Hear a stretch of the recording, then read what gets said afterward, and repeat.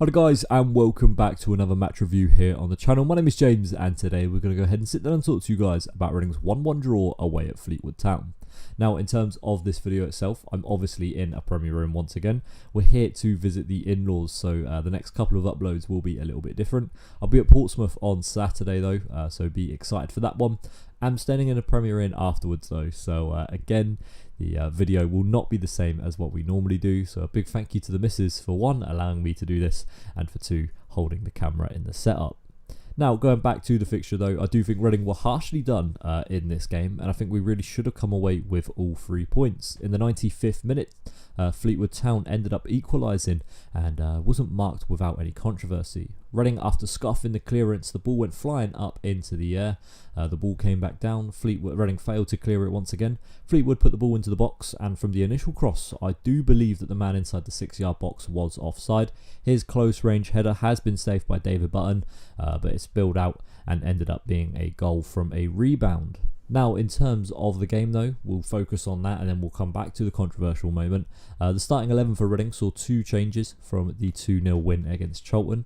David Button once again remained in goal as Jarrell Dorset came into the side at left back. Tyler Bindon and Amadou Mbenge played at centre back once again, with Clinton Mola shifting over to right back.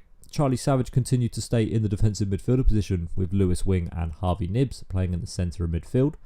Paul McCarey came back into the side alongside Femi Aziz in the winger positions, and Kelvin Ehebachiman played up front.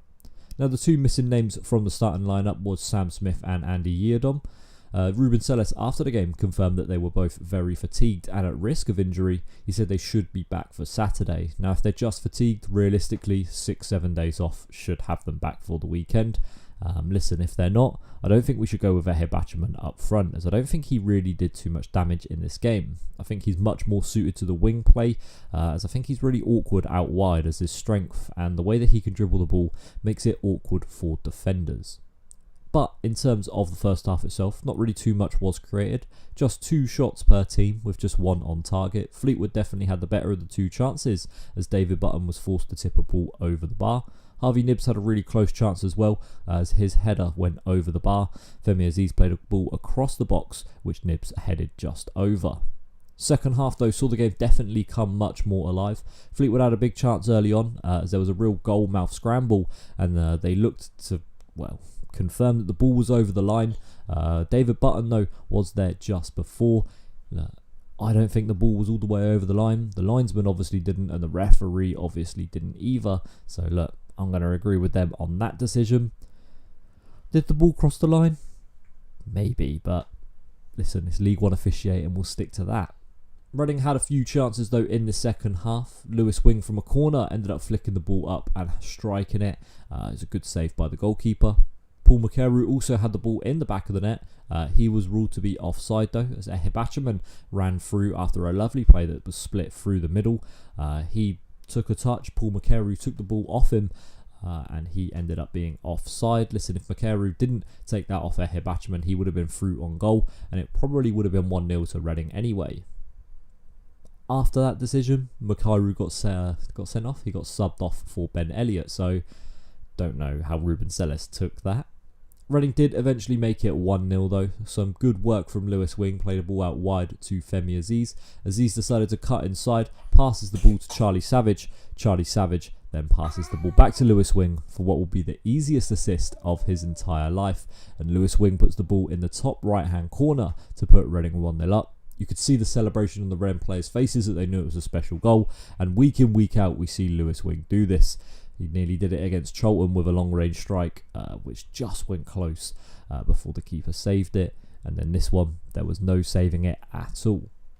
Reading could have made it 2-0 as well. Ehebachiman was put through the middle. A ball over the top saw him running through on goal, but a one-on-one chance was saved by the goalkeeper, and Reading were made to rue the mistakes. Monlouis, Jayden Wareham both came on for their league debuts, and Michael Craig all came off the bench, but it was the other introduction of Ben Elliott that really cost Reading this game. The scuff clearance by Elliott ended up getting the ball, instead of going forwards, it's ended up going backwards. Monlouis then, with some poor defending, has failed to clear the ball. Fleetwood have put across him. Obviously, we know that there's a man that's offside. He's ended up getting a header. David Button saves it, and look, Fleetwood were there to get the rebound. Unfortunately, I don't have all my resources with me, so I can't tell you who scored off the top of my head, unfortunately. But I know that in the 95th minute, they were able to score. What does this do for league positions though? Fleetwood continued to sit in 23rd, whereas Reading have climbed up 2 places to 16th. 4 points away from the drop now, obviously, but look, Port Vale didn't play yesterday, so I think that game against Port Vale next week is absolutely massive now, and if Reading can get the win there, I think we'll be all but safe for the rest of the season. That's going to be it for this video today, guys. Thank you very much for watching. Apologies for the late upload, but you can blame Premier Inn for that. Absolutely shocking Wi-Fi. That's going to be it for this one today, guys. Thank you very much for watching. I've been James, and we'll see you in the next one. Thanks for watching. Bye-bye.